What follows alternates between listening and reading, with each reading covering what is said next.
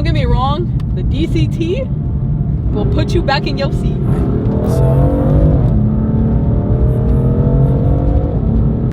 What's up, guys? Welcome back to 2816. We're gonna be filming a video today. Now, I need gas because I have like 20 miles and I'm notorious for never having gas and running out of gas. Yeah, that's me. But anyways, gas is $5 right now. So this thing isn't moving fully into April. So we're gonna put probably $10 to $15 in it. You know, save my pockets a little bit.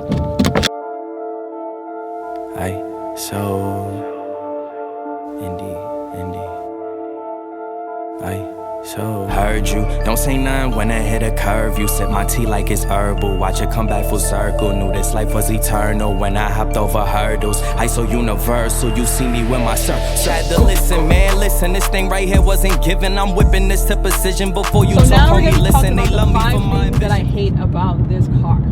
And let me tell you, the first one on the list, I've hated it since I've gotten it, and I filmed the video.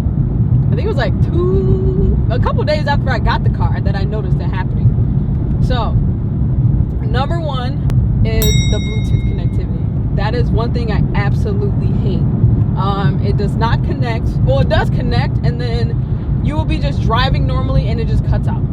I know I could do CarPlay, but I don't like how it distorts the speaker. Let's just say I want to do a really quick Snapchat of something. I pause my music and I film through my Bluetooth / CarPlay. It just distorts it. It just doesn't make it sound good. So that's one reason why I like to stick with Bluetooth. But that's just my opinion with CarPlay. But the Bluetooth on this is, ooh, that was a nice Mustang. But no, Bluetooth on this is just freaking horrible.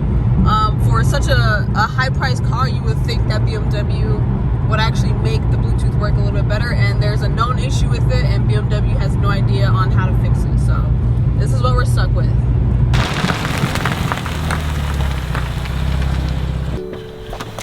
Don't mind my house being built. The second thing that I will absolutely hate about this car, and again, this is just my preference, is that it is super expensive to mod. Obviously I can afford the car, you know, there's nothing like that, but it's super expensive to mod. Like, I'm gonna just jump and show you guys like a lot of things that I want for the car, but then when you actually look at it, it's just like, why is it that expensive? It sucks. It really does suck. I actually liked having it stock for a year because I got to enjoy the power of it and, you know, people's thoughts of it when it being stock. So, and I actually get to feel it when it's not stock and it's, you know, goal is 900 to the wheel. But yes, it's very expensive to mod this car. The exhaust that I want is $3,000. And just like all the carbon fiber pieces to good intakes to single turboing, just everything. Super expensive to mod for sure. All right, so you guys heard about the Bluetooth connectivity, how expensive it is to mod the vehicle, and then now we're going to be talking about the third thing, which is the valves do not stay open. When you turn the car off, and you know it's in Sports Plus mode, and you turn it back on, you have to hit the M1 button in order to, you know, open the valves and then have that aggressive, you know, exhaust tone.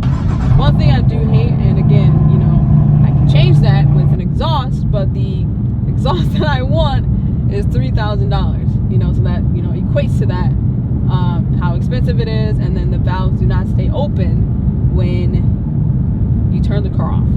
The fourth thing that I hate about the vehicle, and I don't think that it's the vehicle itself, but we're gonna add this in here because it's BMW, it would have to be the key fob.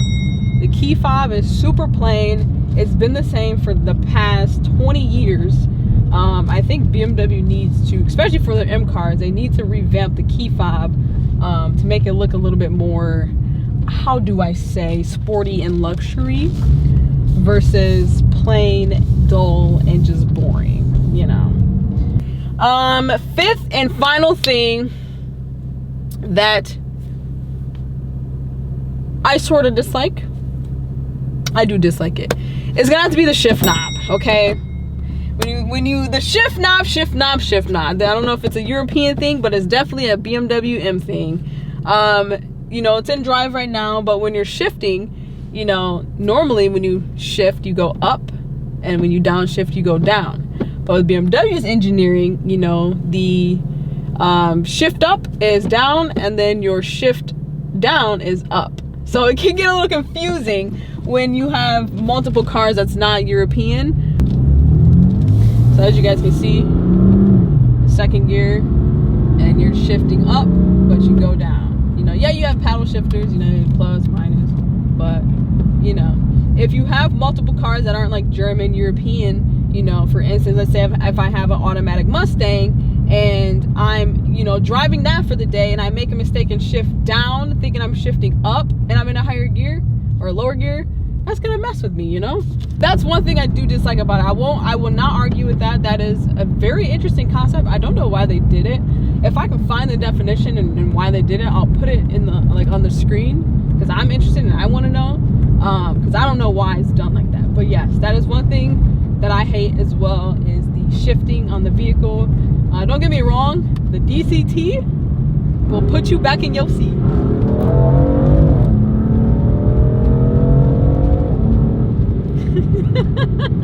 That's basically it with the shift knob, and the 5 things that I, dang, that is it. 5 things I hate about my M4. No, I don't want to hit another birdie today. Whew. I hit a bird earlier today.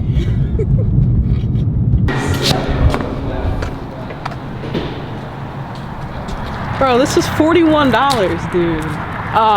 But anyways, thank you guys so much for watching the video. If you did enjoy it, please give it a like and subscribe. We're posting videos hopefully weekly. I want to try to do 2 to 3 weekly. If not, definitely one a week at least. We have a lot of things planned this summer. Again, just like and subscribe, and I'll see you guys in the next one. Peace out. I'm gonna go enjoy this Dickey's barbecue pit. If you're in, I don't know if it's everywhere, but try it. It's amazing.